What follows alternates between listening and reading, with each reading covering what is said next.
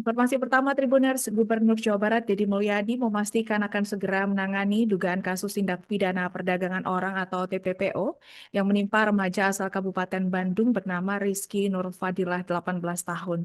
Jadi Mulyadi ini mengaku baru mengetahui bahwa ada warganya di Kabupaten Bandung yang ternyata terjebak di Kamboja dalam kondisi dipaksa bekerja ilegal gitu, dan mengetahui hal ini Dedi dengan cepat merespon kabar ini dan disebut akan membantu menangani kasus ini. Dedi menegaskan bahwa kasus TPPO harus ditangani secara serius lantaran korbannya relatif banyak dan juga di pemerintah Provinsi Jawa Barat ini selalu terus berupaya untuk memulangkan warganya yang sudah menjadi korban. Dedi juga menekankan bahwa sejak awal Pemprov Jabar telah meminta warganya untuk tidak mudah percaya dengan tawaran bekerja di luar negeri tanpa melalui lembaga resmi dan juga jelas. Dengan adanya kasus ini, bahkan tidak menutup kemungkinan Deddy Mulyadi ini akan mengeluarkan peraturan gubernur atau pergub baru. Dan kabar kasus Rizky kini telah sampai di Gubernur Jawa Barat Deddy Mulyadi, dan Deddy juga memastikan ini akan segera membantu memulangkan Rizky ke tanah air. Yang terbaru ada TPPO di Dayakolot yang diiming-imingi jadi atlet, mungkin ada. Saya belum dengar sekarang. Ya udah kita tangani deh dulu siapapun. Saya baru dengar sekarang malah ini kan Pak Gub sering nih TPPO ini Pak Gub ada pengetatan nggak sih Pak Gub untuk izin keluar? ya kalau saya kan provinsinya sudah jelas melarang. Kan sudah jelas melarang.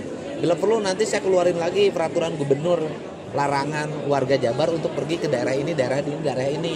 Yang kemudian di daerah tersebut, di negara tersebut menimbulkan penderitaan dan jumlahnya banyak. Ini kan harus segera ditangani ya.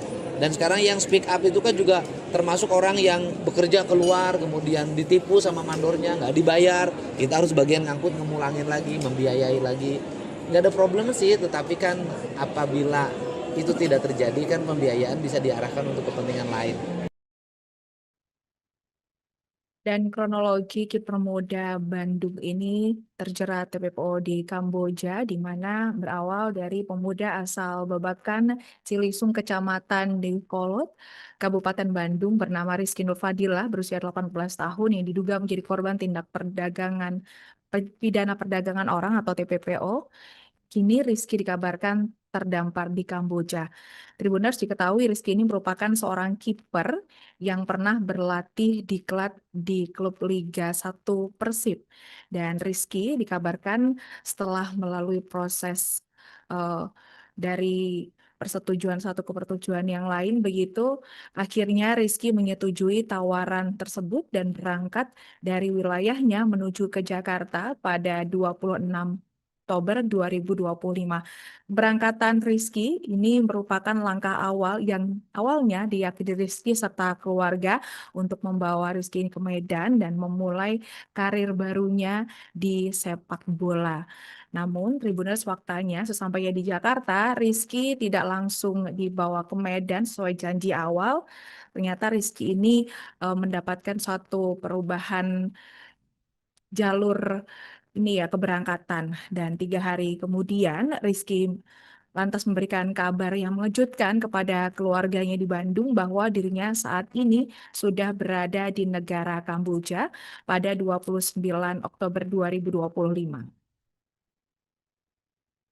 Awalnya sih pertama tahu itu orang tuanya bilang anaknya itu mau ikut seleksi main bola untuk divisi di Medan. Katanya mau ikut seleksi ke Jakarta. Terus ditanya-tanya ya sepertinya anaknya nggak tahu bohong atau nggak tahu emang dia gimana ya. Terus sama kakeknya ditanya juga sama gitu, ditanya minta nomor HP itu manajer, nomor HP coach dia tidak punya. Terus dia katanya dibawa sama temennya, terus diminta lagi nomor temennya nggak ada juga. Udah dicegah juga nggak bisa, dia tetap mau pergi.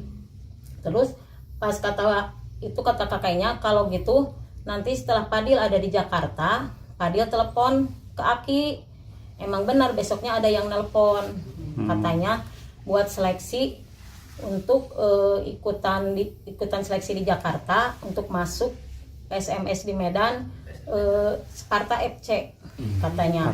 Tapi selang beberapa hari itu yang bawanya emang nelpon, setelah nelpon dia update anaknya lagi makan, anaknya lagi ada di tempat.